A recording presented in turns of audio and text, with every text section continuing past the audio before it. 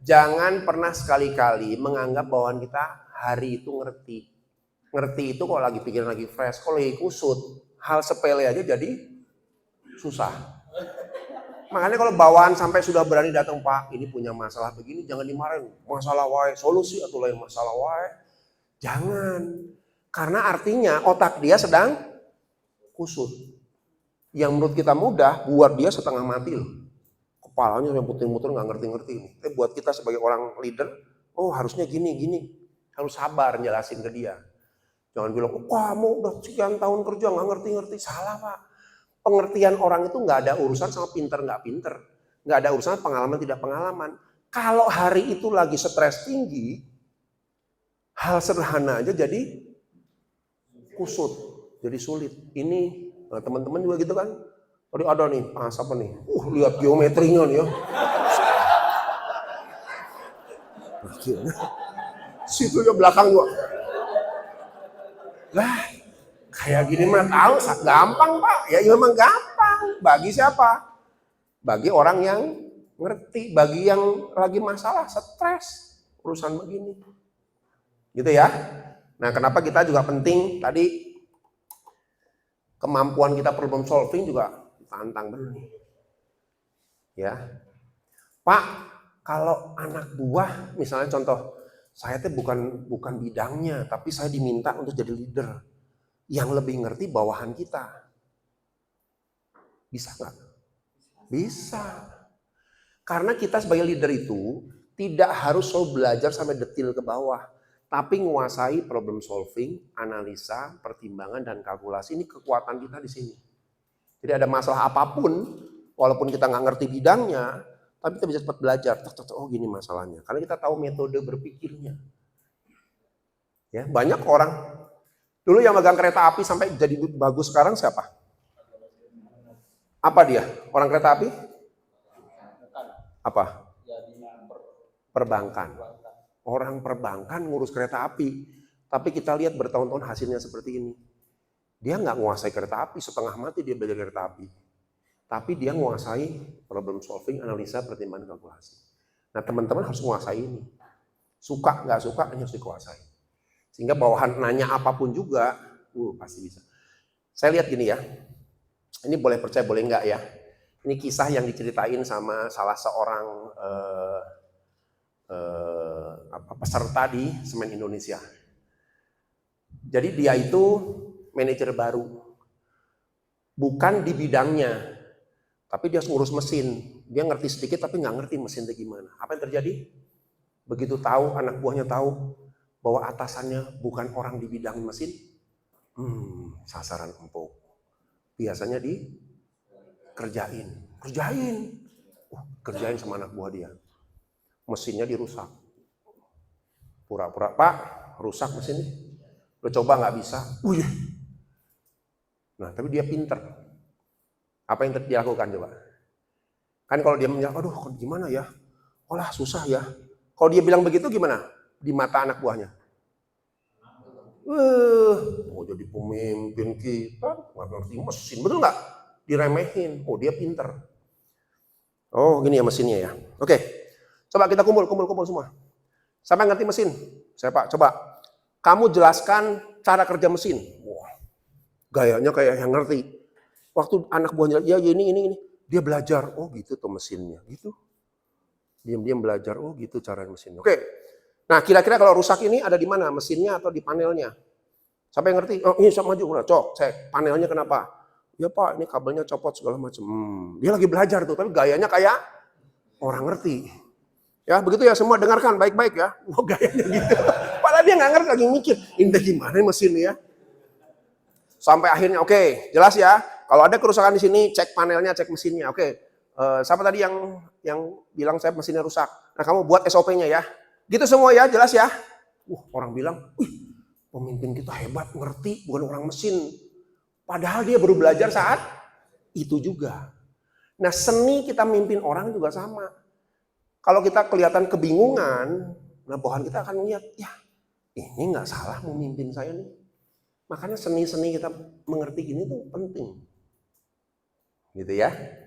Bukan berarti Kita nggak usah ngerti konten, nggak juga, tapi belajar step by step. Tapi ada kunci penting kita. Gitu ya. Ini yang pertama. Kita lihat dulu ya. Nah, dalam proses pemikiran juga sama nih. Ada yang fixed mindset, ada growth mindset. Ini buku yang terkenal ya. Pengarangnya Carol Dweck. Gitu ya. Bukunya judulnya Mindset gitu kan ya. Jadi orang yang fixed mindset ini cenderung pikirannya selalu ke arah negatif. Orang yang grow mindset selalu ke arah yang positif. Ya, as a leader kita nggak boleh punya pikiran seperti ini. Semua bergerak, semua bisa. Ya, di tahun 1937 ada yang namanya Roger Bannister, pelari satu lintasan yang bisa berlari selama melampaui rekor pada saat itu. Sebelumnya nggak ada orang bisa lari selapangan itu bisa melampaui 5 detik. Ya, berapa meter ya lapangan itu? 400-an ya. 5 detik. Paling hebat ya cuma 5 detik aja. Cuma dia visualisasi, masa sih kita cuma bisa 5 detik. Akhirnya buat rekor. Lari melampaui hanya 4 detik. Tapi selanjutnya apa yang terjadi? Begitu orang terbuka, ada kok orang yang bisa, bukan 5 detik sampai 4 detik. Wah, saya tertantang. Nah, mulailah banyak orang berpikirnya jadi grow mindset. Akhirnya sampai detik ini kan ada yang cuma 3,8, 3,6 rekornya itu ya. Lari, kebayang gak sih? Dan lain sebagainya. Jadi banyak hal yang tidak mungkin itu karena kita terjebak di mindset sini. Yuk buka pikiran kita. Ya, sekarang hati-hati juga nih teman-teman nih ya. Sekarang kita terancam dengan apa? Di komputer. AI. Ya. AI, ya. Jadi sekarang banyak orang sudah memanfaatkan AI bisa-bisan tuh untuk all bidang. Buat surat coba, buatin surat melamar ke perusahaan. Itu dibuatin, bagus lagi tulisannya. Ya, buatin surat mengenai proposal, dan kita harus ngadop begitu itu. Terbuka, iya ya. Someday kemampuan kita bisa dibantu dengan sistem-sistem seperti itu. Ya, jadi teman-teman hidup dalam dunia yang semua serba cepat gitu. Jadi nggak bisa nunggu lagi, entarlah belajarnya lah, nanti aja lah, inilah, nggak bisa. Ya, semua bergerak dengan kecepatan tinggi. Ya, kita harus belajar grow mindset. Ya, ini tadi ya, hard skill and soft skill. Ya, kalau yang keterampilan ini bicara hard skill. Ya, apa aja sih? Ada yang keterampilan kerja utama. Ya, kalau jadi leader, kalau kita jadi spesialis, misalnya karyawan administrasi, ya kita cukup menguasai bidang administrasi.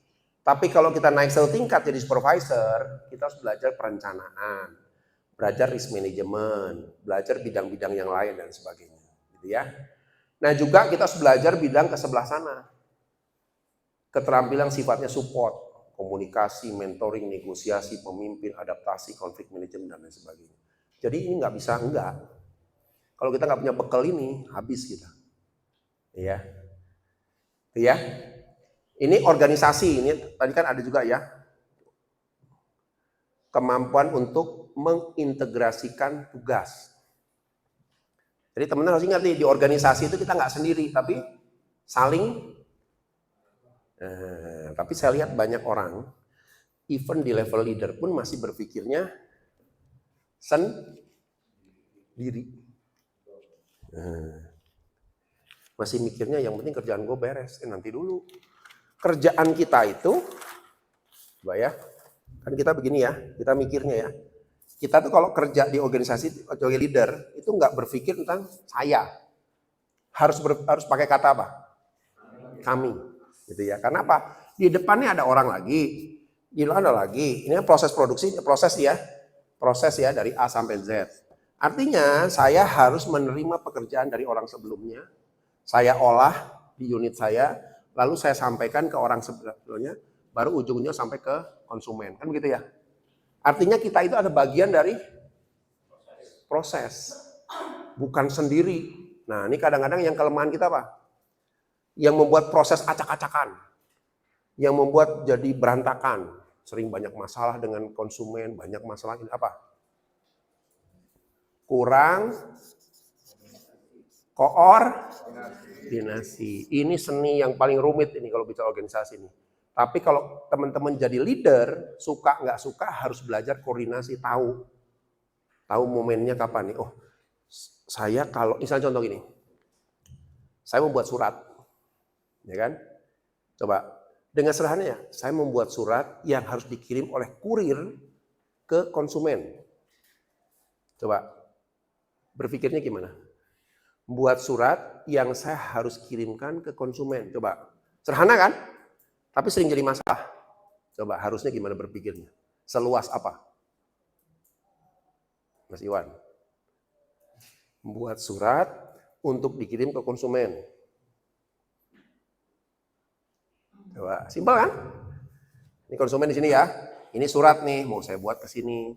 Tapi melalui ada orang di sini yaitu kurir yang harus ngirim.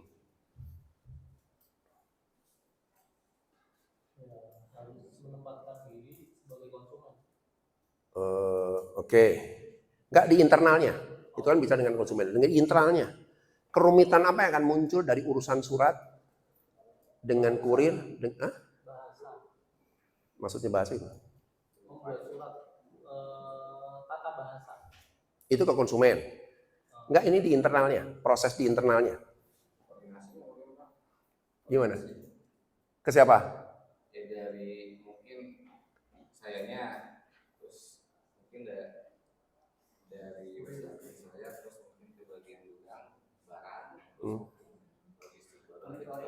Nah, lihat ya. Kadang-kadang kita lupa ya. Oh, yang penting saya kirim ini ke konsumen. Padahal prosesnya nggak kita pikirin. Jam berapa ngirim? Gudang masih buka enggak? Yang ngirim ada enggak? Drivernya ada enggak? Seringkali lupa ya. Oh, pokoknya kirim lah. Wah, jam 7 lah. Lupa kita mikirin orang lain. Mikirin unit lain. Mikirin departemen lain. Sehingga hasilnya apa? Nah, mulai muncul masalah. Nanti komplain di gudang. Wah, Bapak mintanya jam 7 malam udah pada hilang anak-anak buah saya. Salah sendiri, bukan dari tadi siang. Karena kita nggak pernah memikirkan jauh ke depan. Nggak pernah memikirkan beban kerja orang lain. Yang kita pikirin yang penting gua kirim barang, tenang, aman. Nanti dulu kapan ngirimnya. Ya, sering begitu nggak terjadi? Yuk sekarang sebagai leader, kita nggak boleh berpikirnya cupek hanya yang penting ya barang kekirim lah. Enggak, mikirin dulu kapan saya harus ngirim. Kapan saya harus ngecek dulu ke GA, misalnya ada driver enggak? Mobilnya ada enggak? Bisa jam berapa mobilnya? Terus surat jalannya bisa siap kapan? Kan semua melibatkan semua orang. Banyak ya. Nah leader harus sampai berpikir ke taraf situ. Kalau enggak pasti kacau terus. Pengiriman kacau, hal-hal kecil bisa kacau dan lain sebagainya. Ya. Kalau dalam kasus tersebut, kalau terbentur dengan masalah urgensi, sebaiknya apa yang harus seorang leader lakukan? Persis hal seperti itu. Artinya saat ini pun sebenarnya sudah ditunggu oleh ya customer tadi lah, menerima surat itu. Ya, artinya semua bagian yang tadi dalam proses tersebut semua udah ada kesibukan masing-masing. Akhirnya leadernya harus ngapain? Apakah ujung-ujungnya dia kirim sendiri atau gimana? Oke, baik. 100.000 nih. Ini juga kelihatannya pertanyaan mewakili banyak orang. Jangankan di sini Pak, di perusahaan saya juga begitu.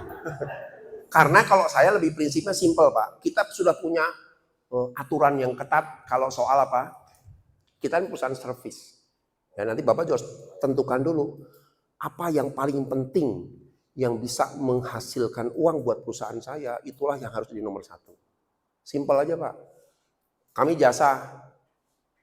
Saya selalu bilang ke saya bilang, kamu digaji sama siapa? Perusahaan.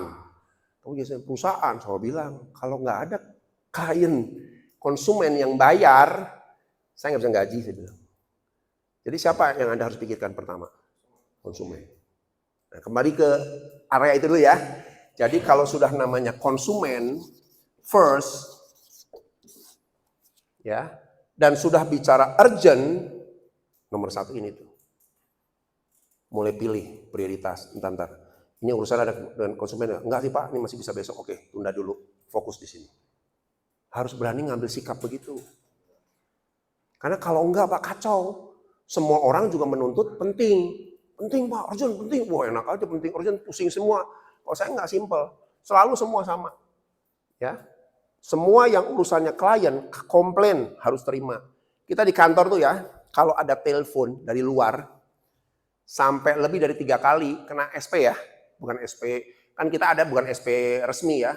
Jadi kita tuh di papan tulis tuh ada poin. Kalau Anda nggak melakukan tugas servis kepada klien bagus, kena poin merah 1. Dihitung-hitungan aja biar kelihatan tuh banyak merahnya tuh ada hijaunya dan lain sebagainya. Gunanya mengingatkan, client first loh. Gitu kira-kira gambarannya. Kalau menurut saya ya.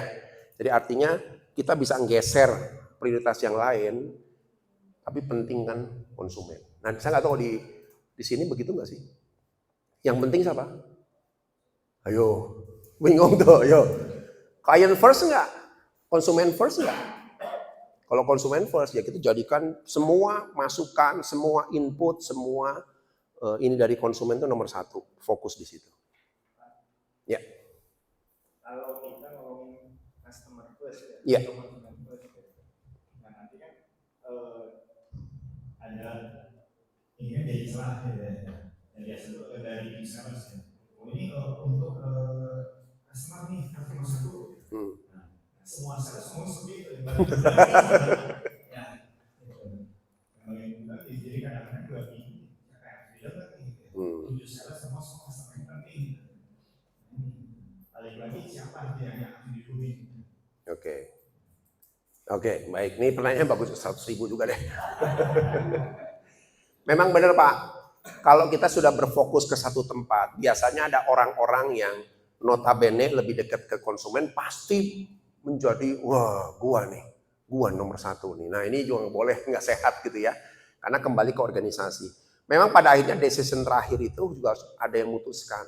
Bener nggak sih klien konsumen ini penting? Karena kalau kita lihat juga kadang-kadang di marketing kita juga gitu Bu Made ya. Pak ini penting Pak, pokoknya harus dia. Sebentar, tenang dulu. Pentingnya di mana?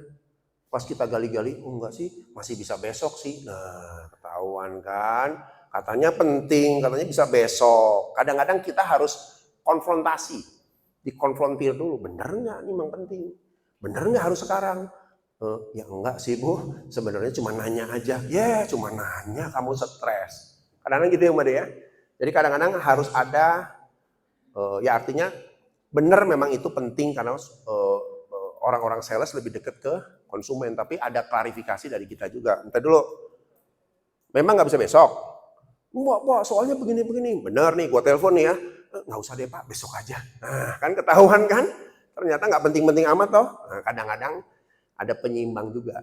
Karena kan kalau kita sebagai leader kan harus bicara tentang tim yang lain juga bisa optimal nggak? Wah, udah pada pulang, masa gua telepon, balik lagi ke sini, antar barang. Nggak bisa juga, nggak efektif juga kan? Artinya secara organisasi. Jadi kita harus punya judgement, mana yang penting, mana yang enggak. Gitu ya.